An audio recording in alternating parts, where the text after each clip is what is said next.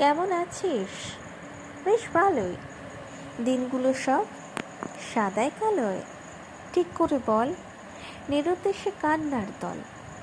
কষ্ট হয় না আমায় ভেবে? হেমন্তিকার বাবা বলেছে ভালো একটা চাকরি দেবে। ওহ, তাহলে এবার গোছানো হবে নতুন ঘর। অ্যানিভার্সারির ছবি দেখলাম, সঙ্গে তোর চাকুরে পর।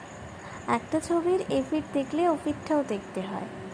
তোর মুখে যে মিছরির হাসি, ওটা তো আর বানানো নয়। আঁখে পিষে তবেই যে মিছরি আসে। তুই যে সুখী তার ছায়া তোর চোখেই ভাসে। রাত কথাটা রয়ে গেল ব্লক লিস্টের তলে। যেসব দলিল ফেলে দিস প্লিজ পুকুর বা জঙ্গলে। তবে কি তোর সত্যি মানুষ হেমন্তিকাই হবে? সত্যি সত্যি সব কিছু হয়, কে বলেছে কবে? সেটাও ঠিক, আমার যে ভালো আর কে জানে বল। তোর ছেলের ছবি দেখলাম, বেশ চঞ্চল।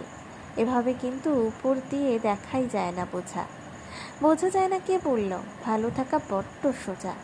আমায় তবে জবরদস্তি সুখী বলেই টাঙিয়ে দিবি? অসুখ বিসুখ নিয়ে বছর পাঁচেক স্বামী ছেলের ঘর বাঁধিবি?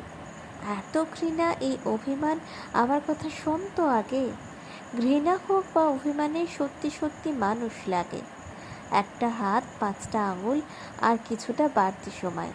প্রতিশ্রুতি শব্দমাত্র বজায় রাখা খুব সোজা নয়। জড়িয়ে মরিয়ে দুঃখ সরিয়ে জ্বালাবে যে জীর্ণ ফানুষ। ছাই উড়িয়ে চিনব সেদিন সত্যি সত্যি নিজের মানুষ। কলমে পার্বতী মোদক, কণ্ঠে দেবতা।